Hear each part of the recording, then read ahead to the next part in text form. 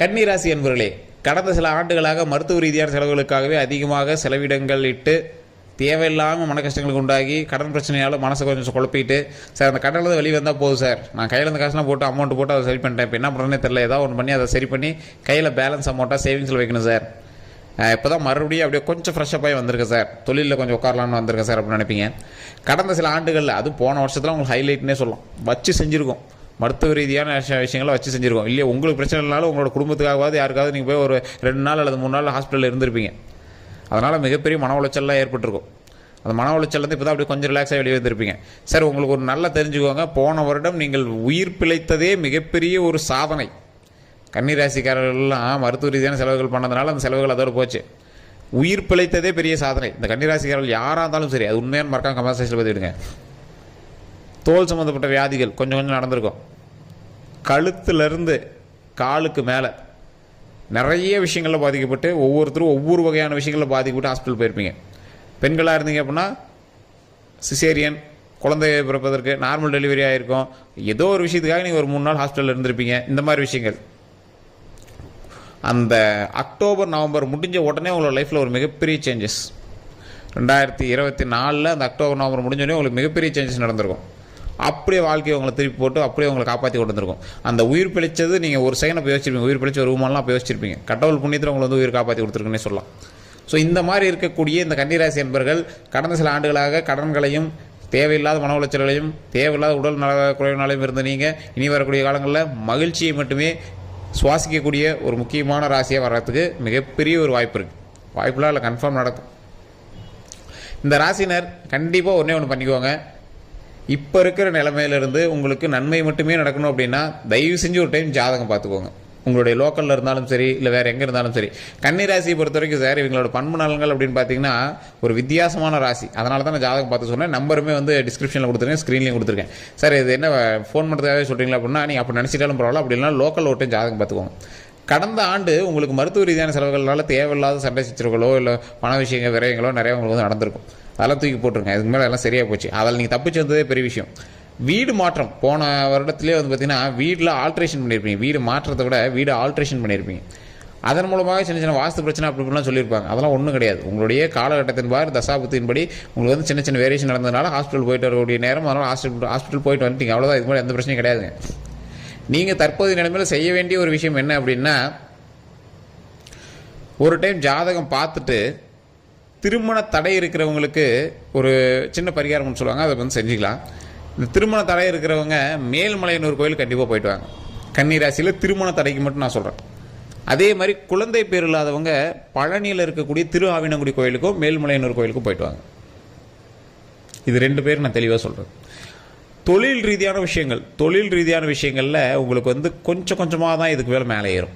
இது நீங்கள் நேரடியாகவே உணர்ந்திருப்பீங்க. போன அக்டோபர் நவம்பருக்கு பிறகு தான் ஓரளவுக்கு கொஞ்சம் லாஸை சந்தித்து அந்த லாஸில் முடங்கியிருப்பீங்க. உங்களுடைய மிகப்பெரிய ப்ராப்ளம்லாம் பார்த்திங்கன்னா தொழிலில் நிறைய லாக் ஆகிருக்கும். ஏதோ ஒன்று புதுசாக உருவாக்கியிருப்பீங்க, அதன் மூலமாக பணத்தை போட்டிருப்பீங்க. என்ன பண்ணுறதுனே தெரியாமல் பணத்தை போட்டு உட்காந்துருந்துருப்பீங்க. ஸோ அதில் என்ன பண்ணுறதுன்னு தெரியாமல் தவிச்சிட்டு இருக்கும்போது அப்படியே லைட்டாக பிளிங்க் அடிக்கிற மாதிரி, இப்போ தாண்டா நானே வந்திருக்கேன், கொஞ்சம் அப்படியே வெயிட் பண்ணுங்கடா அப்படிங்கிற மாதிரி ஒரு தொழில் அப்படியே லைட்டாக அப்படியே மினுமினுத்துட்டு வருவீங்க. அந்த தொழிலில் லைட்டாக அப்படியே மினுமினுத்துட்டு வரும்போது என்னடா பண்ணுறது அப்படின்னு யோசிச்சுட்டே இருக்கும்போது கடவுளாக பார்த்து உங்களுக்கு கொடுக்கக்கூடிய ஒரு வரப்பிரசாதம் தான் தற்போதைய ஒரு வாய்ப்பு. தொழிலில் சக்ஸஸ் கொஞ்சம் கொஞ்சமாக ஸ்டெப் எடுத்து வச்சிங்கன்னா மிகப்பெரிய சக்ஸஸ். இந்த சக்ஸஸ் எதை நோக்கி பிரயாணிக்கும் சார்? இந்த சக்ஸஸ் எதை நோக்கி பிரயாணிக்கும் அப்படின்னா உங்களுக்கு மிகப்பெரிய பண வரவை கொடுக்கறதுக்கு பிரயாணிக்கும். போன வருஷம் எவ்வளோலாம் செலவு பண்ணீங்களோ அதை விட 100 மடங்கு லாபத்தை எடுப்பீங்க. சார், போன வருஷம் இவ்வளோலாம் தேவையில்லாமல் செலவு பண்ணுறேன் சார், இதுக்கு மேலே அந்தளவுக்கு லாபத்தை வந்து கடவுள் நமக்கு கொடுக்க போகிறார். எவ்வளோ பணம் வரவு, அவ்வளோ பணம் வரவும் நமக்கு வந்து கொடுக்க போகிறார். இதுதான் ஹைலைட். இந்த பணவரவு எதை நோக்கி பிரயாணிக்க போகுதோ அதுதான் வந்து மிகப்பெரிய சக்ஸஸ். இந்த பணவரவு எதை நோக்கி பிரயாணிக்க போகுதோ அதுதான் உங்கள் சக்ஸஸ். சார், புரியலையே சார். இப்போ வரது பார்த்தீங்களா, இப்போ உங்களுக்கு ஒரு சக்ஸஸான பீரியடில் ஒரு தொழில் செய்ய போகிறீங்க. அந்த தொழிலில் வந்து இத்தனை நாள் நஷ்டத்தையே சந்திச்சிட்டு இருந்தீங்க. இப்போ வந்து அதில் ஒரு பணம் வரப்போகுது. அந்த பணத்தை எடுத்துகிட்டு போய் ஒரு விஷயத்தில் போட போகிறீங்க. அது எதெல்லாம் வருதோ அதில் இன்னும் சக்ஸஸ். சார் அதை எடுத்து கடனாகவே போதுமே சார், எங்கே சார் அதில் எடுத்து இப்போ பிஸ்னஸ் பண்ணுறது? சார் கடனை கட்டினீங்க அப்படின்னாலும் உங்களோட லைஃப்பில் வந்து அதுக்கு அடுத்து பிரச்சனை கிடையாது இல்லை, உங்களோட கடனை வந்து கிளியர் பண்ணிட்டீங்க அப்படின்னு தான் அர்த்தம். ஸோ அதனால் தற்போதைய நிலைமையில் உங்கள் கையில் இருக்கிற லேண்டோ இல்லை ஏதோ ஒன்று வந்து சேல் பண்ணிட்டு கூட கடன் அடைக்கலாம் அப்படின்னு நீங்கள் வந்து நினைப்பீங்க. பொறுமையாகவும் பண்ணலாம். கொஞ்சம் அப்படியே ஒரு சின்ன சின்ன விஷயத்தை ஸ்டெப் எடுத்துகிட்டே வந்தீங்க அப்படின்னா ஆட்டோமேட்டிக்காக நன்மை நடப்பதற்கான ஒரு காலகட்டம் அப்படிங்கிறதுனால எந்த ஸ்டெப்பையுமே கொஞ்சம் யோசிச்சு பண்ணீங்க அப்படின்னா உங்களுக்கு வந்து சக்ஸஸ் தான்.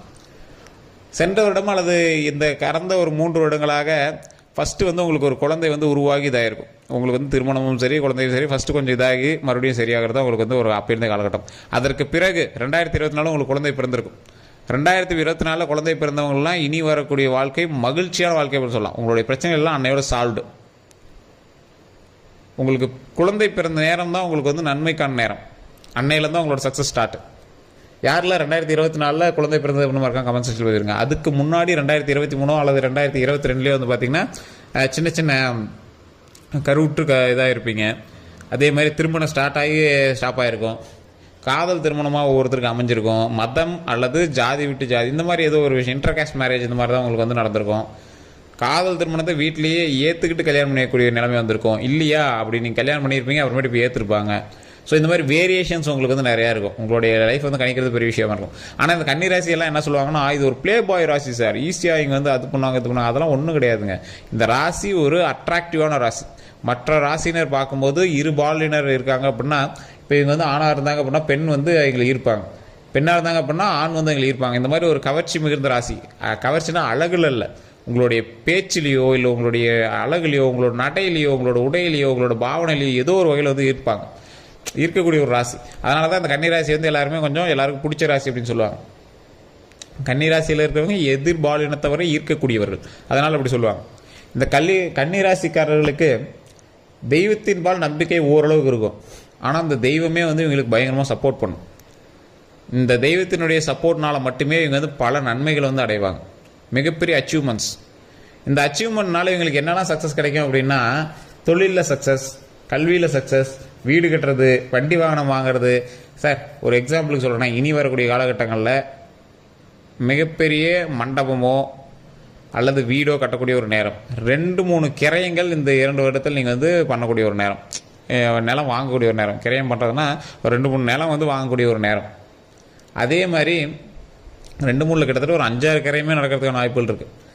அதே மாதிரி வண்டி வாகனங்கள் நிறையா சொகுசு வண்டி வாகனங்கள் வாங்கக்கூடிய ஒரு நேரம். 2 வீலராவது வாங்குவீங்க மினிமம், இல்லையா? போன டைம் வாங்கியிருந்தீங்க அப்படின்னா மறக்காமல் சொல்லுங்கள். ஒரு 10 வாகனங்கள் வந்து உங்களோட கட்டுப்பாட்டில் இருக்கக்கூடிய ஒரு நேரம். நீங்கள் வண்டி வாங்கி வைக்கிறீங்களா கூட இருக்கலாம், ஆனால் ஒரு 10 வாகனங்கள் உங்களோட கட்டுப்பாட்டில் நிற்கக்கூடிய ஒரு நேரம். அல்லது உங்களோட கணவனோ மனைவியோ யாரோ ஒருத்தர் பேரில் அப்படி வந்து நிற்கக்கூடிய ஒரு நேரம், இல்லையா? பார்க்கிங்காவது போட்டு நிறுத்திருப்பீங்க. அந்த மாதிரி சில தொழில்களை உருவாக்கி அதை வந்து ஸ்டார்டிங்கில் கொஞ்சம் அப்படியே மைண்டை போட்டு குழப்பிக்கிட்டு அதுக்கப்புறம் அந்த தொழிலுக்கான ஒரு விஷயத்தை நடத்தக்கூடிய ஒரு நேரம். சார் இது ஒன்றும் புரியலையே, இது என்ன கான்செப்ட் சார் நீங்கள் சொல்கிறது ஒன்றும் புரியல. ஒரு தொழிலை வந்து நீங்கள் உருவாக்கியிருப்பீங்க, அந்த தொழிலில் வந்து சின்ன சின்ன லேகை சந்திச்சிட்டு இருக்கீங்க. அந்த லேகெல்லாம் அப்படியே கொஞ்சம் கொஞ்சமாக சரி பண்ணிகிட்டே வர வர உங்களோட லைஃப்பில் மிகப்பெரிய அச்சீவ்மெண்ட்டை வந்து நீங்கள் அச்சீவ் பண்ணக்கூடிய ஒரு நேரம். சார் அவ்வளோ பெரிய அச்சீவ்மெண்ட்னா எப்படி சார்? ஒன்றும் புரியல சார்.